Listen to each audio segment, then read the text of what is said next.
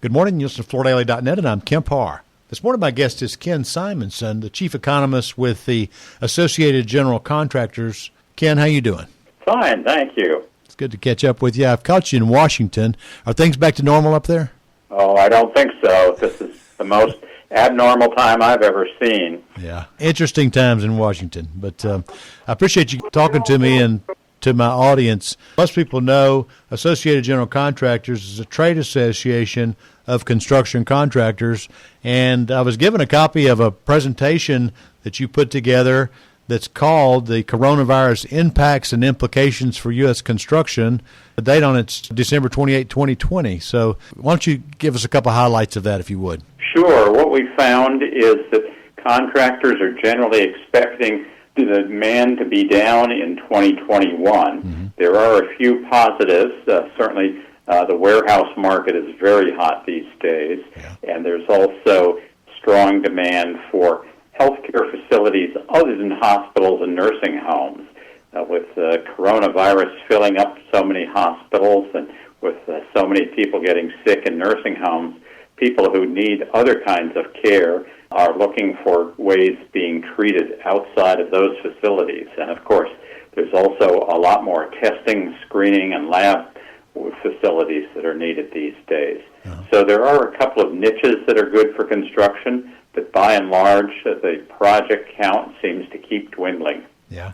Actually, AGC, I think what you've said so far is focused primarily on the commercial market, but I'm also looking at your chart. It's actually chart 3 on your presentation. You know, a lot of people, when this thing happened and we started to hear of the downturn of the economy in March, we wondered if it was going to be a V or what it was going to be, a hockey stick, whatever it was going to be. And there's actually another sector that's done okay, and that's residential construction, right? Absolutely. We did see huge drop from February to April in both residential and non-residential construction. The industry lost 1.1 million jobs in just 2 months, and then bounced back sharply in May.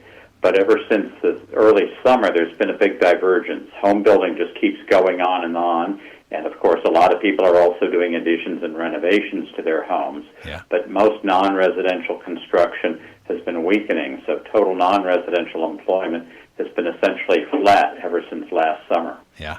I can tell you, just to share with you, that the residential, both builder and replacement sectors, have bolstered the dealers who sell to those two sectors, and some of them have actually outperformed their 19 numbers in 20. So we were pleased to see this in the industry.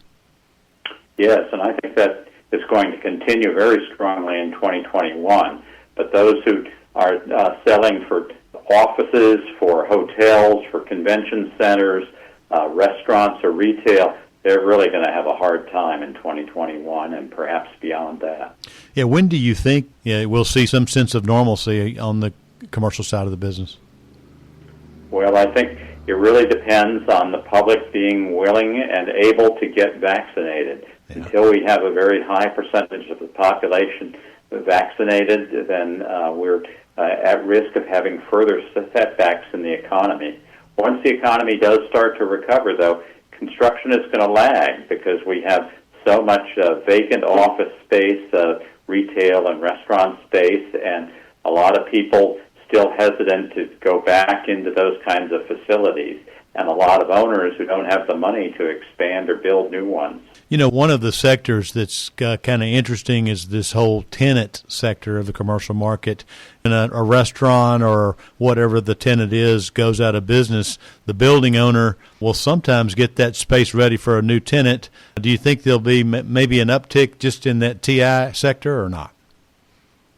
Oh, I think that we're going to see a lot more spending on tenant improvements, renovations, replacement of tenants than we will for new construction, certainly through 2021 and probably into 2022 as well. Mm-hmm. Okay. And the ones that are going to be impacted the most, just to use you as a sounding board, certainly hospitality and retail stores, those are probably the two worst, don't you think?